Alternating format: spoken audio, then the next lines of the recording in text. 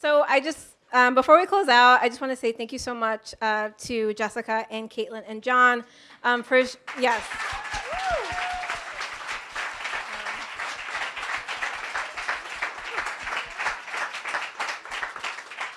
I think everyone is going to leave here very informed and both very entertained. And to close out the sort of program portion of this evening, I would like to introduce Dr. Susan Domchek to the stage.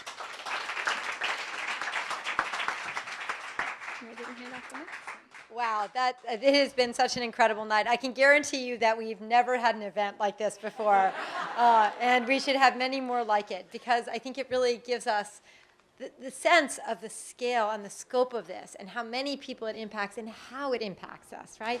I think that we get so focused in the medical side of things and about sort of procedures and interventions, and it's so important to hear these pieces of it. So first off, I'd really like to thank Erica Stallings. This was incredible, Erica.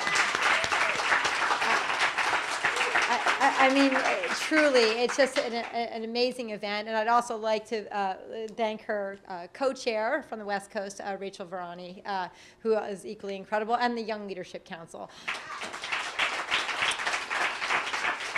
So we've seen why, tonight we've seen why the Young Leadership Council is so important. It's because we need to have these voices. We generally do give this information to women who are 25. And if there's a known mutation in the family, that's when we start talking about it. And although we really do know on sort of a level of how difficult this is, I think it really, hearing these stories really makes it very personal and how much work we have to do. But we are making the work. So let me talk to you about some of those things.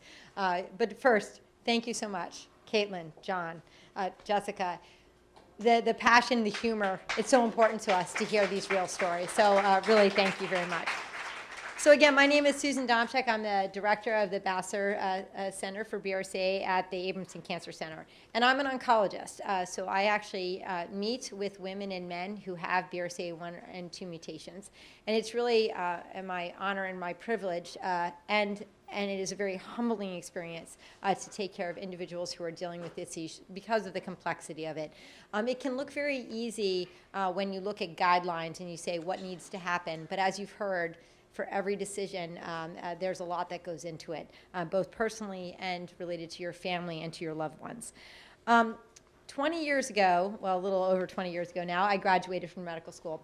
And BRCA1 and BRCA2 were discovered in 1994 and 1995. So it's just been a little over 20 years. And back when they were discovered, all we knew was that they were associated with the risk of breast and ovarian cancer. We knew nothing about what these proteins did. As a reminder, everyone has BRCA1 and 2. They help us repair DNA damage in the cell. It's when you have a mutation in one of these genes that you are at associated increased risk. But we didn't know anything about that. All we knew is that we knew that this risk was associated.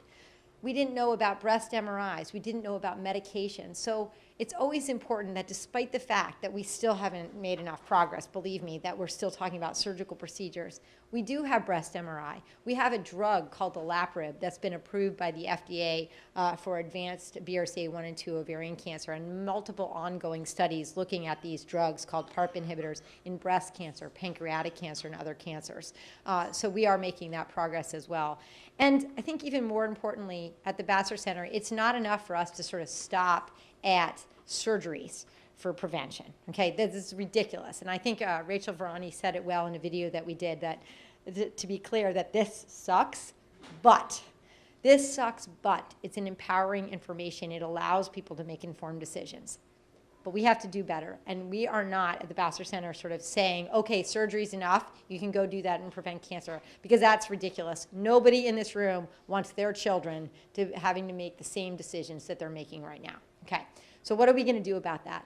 Well, first of all, we're going to try to harness the power of the immune system. And we know from lots of ongoing work that the immune system can help treat cancers, but we want to use it to prevent cancers. So we're working on vaccine strategies to prevent cancer. That may be pie in the sky, but hey, that's what we're looking for. We're looking for the big wins here, because that's what we have to do. We have to think big so that we can really change how we talk about this.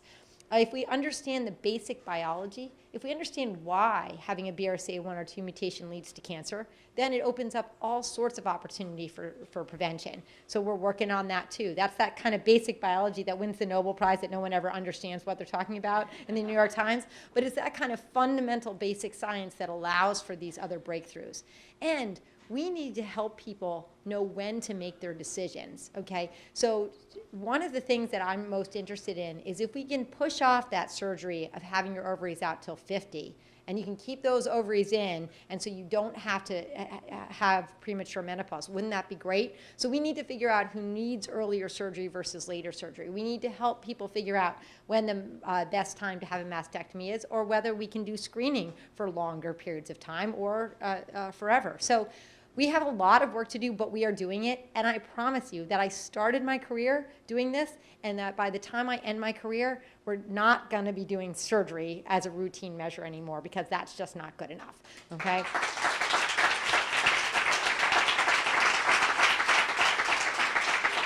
So that leads me to talk to you about the Young Leadership Council, because what we're going to use this, any kind of funds we raise here for, is for sort of the young generation of scientists, because we need those fresh minds to sort of be doing this and to be active and engaged and lead to those next great thoughts.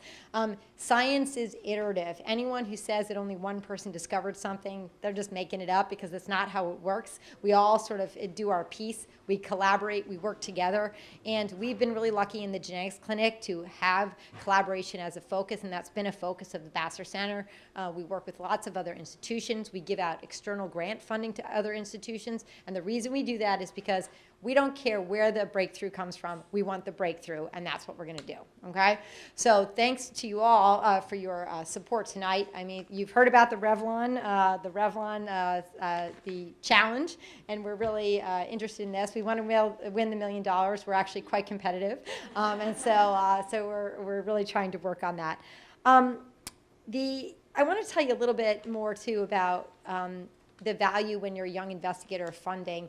When you're a young investigator, kind of what happens is if you're a physician, you see patients, and if you want to have that time to do research, you kind of have to buy your time. I know that sounds really weird. And the way to buy your time is by some sort of research grant or funding. And so the opportunities, and it doesn't cost a lot of money. I know this sounds silly, but a $30,000 supplement to your salary can allow you to have time to do research. So these are small amounts of money that can make a real difference. So if anyone thinks that any contribution is extremely valuable, because it can help. And my young faculty member, Payal Shah, who are recruited from Memorial, is here tonight, and she's going to be the next generation. If I can't figure it out, she's going to figure it out for you. So finally, as you know, in this room tonight, we have young individuals who either are affected by BRCA1, or you have a relative or a spouse. And I think that hearing from John tonight about the impact on spouses is so important. It's a voice we don't usually hear, and it's important to hear it. We want to help you, but you can help us, because we have an opportunity here to change what the future of BRCA-related life looks like. So your generosity and advocacy really does make a difference. We're grateful to your support, and thank you so much for coming tonight.